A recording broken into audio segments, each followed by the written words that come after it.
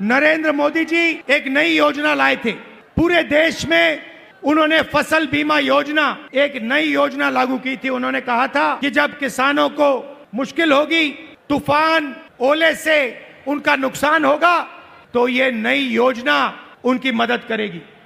और उन्होंने क्या किया? उन्होंने आपसे पैसा लिया, गरीब जनता से, गरीब किसानों से पैसा लिया, प्रधानमंत्री बीमा योजना के लिए सरकारों से पैसा लिया, सेंट्रल गवर्नमेंट से पैसा लिया, और वो पैसा उन्होंने उन्हीं 3-4 बड़ी कंपनियों को दिलवाया। आज सच्चाई ये है कि जब आंधी आती है, तूफान आता है, ओला गिरता है, किसान को मुआवजा नहीं मिलता। हजारों करोड़ रुपए नरेंद्र मोदी जी ने इन कंपनियों को दिया, मगर ये कंपनियां जब आपका नुकसान होता है, आपका पैसा वापस आपको नहीं देती हैं।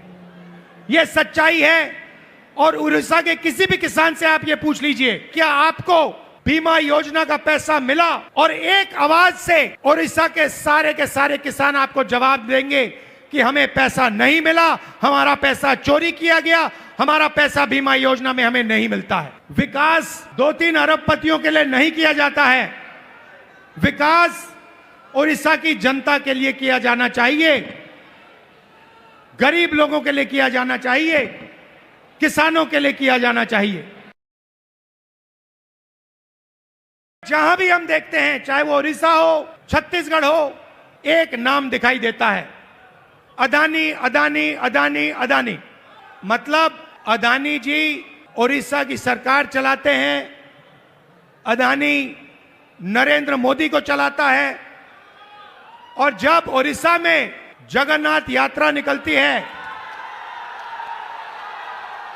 जगन्नाथ यात्रा का रथ निकलता है, लाखों लोग उसको देखते हैं, उसके पीछे चलते हैं, और फिर एक ड्रामा होता है, रथ को अदानी जी और उनके परिवार के लिए रोका जाता है।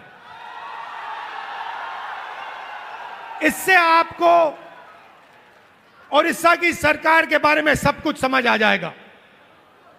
यह उड़ीसा की सरकार नहीं है, यह आपकी सरकार नहीं है, यह अदानी जैसे 5-6 अरबपतियों की सरकार है।